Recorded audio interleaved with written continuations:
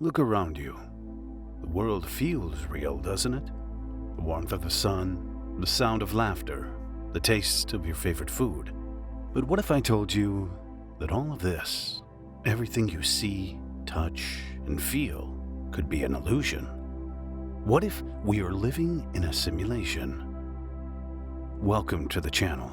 Today, we're diving into one of the most mind-bending questions of our time. Are we living in a simulation?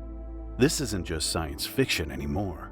Some of the brightest minds in science and philosophy are seriously considering this possibility. So, buckle up, because by the end of this video, you might start questioning the very nature of reality. The simulation hypothesis is the idea that our reality isn't base reality. It's a highly advanced simulation, like a video game, created by a more intelligent civilization. Think of it like this. If you've ever played a hyper-realistic video game, you know how immersive it can feel. Now, imagine that level of technology billions of years more advanced. Could we tell the difference between that and reality? This idea isn't new. In fact, it goes back centuries. The philosopher René Descartes once pondered whether an evil demon could be deceiving us about the nature of reality.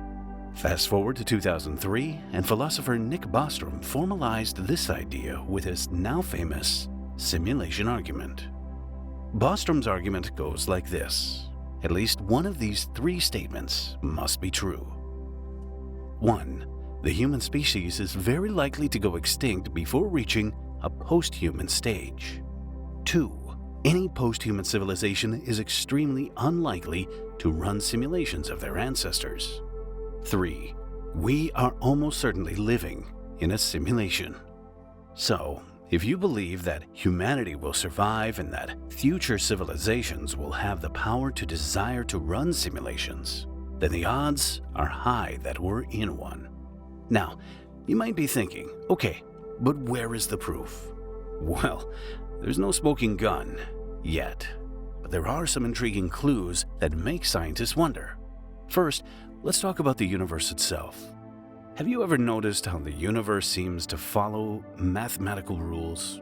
From the motion of planets to the behavior of particles, everything can be described by equations.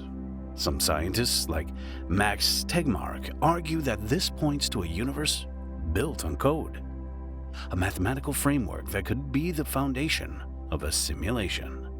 Then there's the idea of pixelation at the smallest scales. In video games, if you zoom in far enough, you'll see pixels. In our universe, if you zoom in far enough, you hit the Planck length, the smallest possible unit of space. Coincidence? Maybe, but it's worth thinking about. And let's not forget glitches. Have you ever experienced déjà vu or seen something that just didn't make sense? Some people think that these could be glitches in the matrix, tiny errors in the simulation. If we are living in a simulation, what does that mean for us? For our sense of self, our purpose, and our understanding of reality? Some people find this idea terrifying. If nothing is real, does anything matter? But others see it as liberating. If this is a simulation, then the rules aren't fixed. We might have more control over our lives than we think. And what about free will?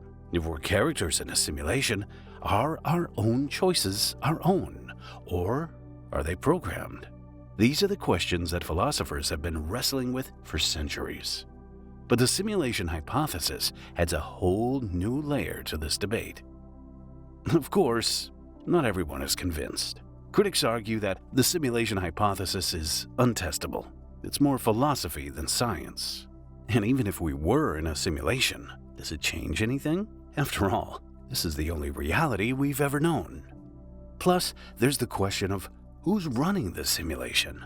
If it's a more advanced civilization, where did they come from? Are they in a simulation too? It's turtles all the way down. So where do we go from here? Well, some scientists are actively looking for ways to test the simulation hypothesis. For example, if the universe is a simulation, there might be limits to how finely reality can be rendered, like a cosmic resolution. By studying high-energy cosmic rays, we might one day find evidence of these limits. And as technology advances, we might create simulations of our own. If we do, wouldn't that make it even more likely that we're in one? After all, if simulated beings can create simulations, the number of simulated realities would vastly outnumber the base reality. Whether we're in a simulation or not, one thing is certain. Reality is stranger than we can imagine. And maybe that's the point. Maybe the question isn't, are we in a simulation? But what does it mean to be real? So what do you think? Are we living in a simulation? Or is this as real as it gets? Let me know in the comments below. And don't forget to like, subscribe, and hit that notification bell. Because the truth is out there, and we're just getting started.